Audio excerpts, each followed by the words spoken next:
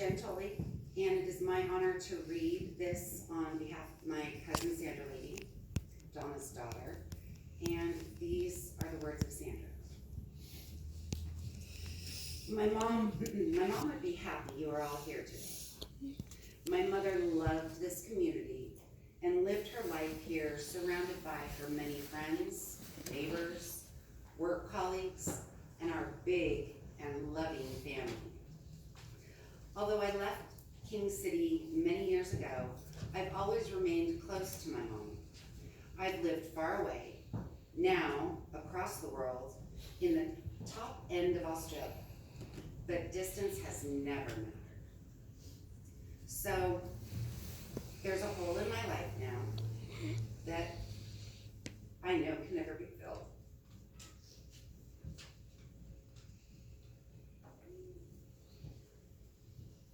Even so, I feel lucky that I was able to spend time with my mom recently. Knowing that she was loved and happy in her final days. I know that because she told me so. She was at peace. Rudy and Mom created a blended family and treated us all equally, from our first family trips together to Tahoe and Mexico when they were still dating. Looking back, those trips seem like a test. In other words, if they could survive 6 teenage kids with assorted friends and boyfriends, cooped up all together, and still want to get married, then it was definitely true love. As everyone who knew her can testify, my mom was an extraordinarily kind, loving, and patient woman. She was also a diligent worker, holding down a full-time job even when she had to care for Paul, myself, or a multitude of animals. And in that, and in so many other ways, she set a strong example. She was both a nurse and a cop, rubbing my back during my many asthma attacks while breaking up sibling battles between Paul and myself over who would get out of the car and open the gate on the way home in Pine Canyon. She had quirks. She was a chronic sleepwalker and often talked in her sleep, providing Paul and me with endless amusement. She could hold lengthy conversations, yet remember not a word the next day. Fortunately for her, there were no smartphones with video in those days. She wrote charming and thoughtful letters in beautiful hand, remaining a devotee of snail mail, even though she was online for the last decade. My mom was perhaps the most non-judgmental person I've ever known, and truly did love unconditionally. On the downside, that same virtue introduced some very unusual people into our lives.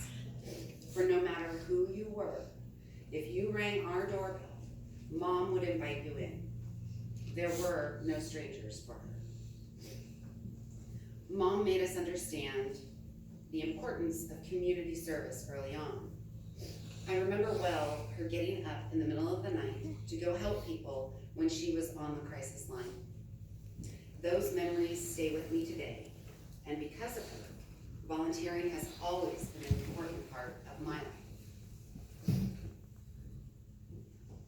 My mom was also a doting and indulgent grandmother. My daughter loved going to Grandma's house because she was spoiled rotten. Endless ice cream, TV, and then they would go off and whisper together in closed rooms. My brother's devotion to his daughter, Andrea, made her very proud. Mom just attended Andrea's 5th birthday party. I also know that all the Acosta grandkids in this room have special memories of my mom. My mom was a good friend. She was wise and often asked for advice by family and friends.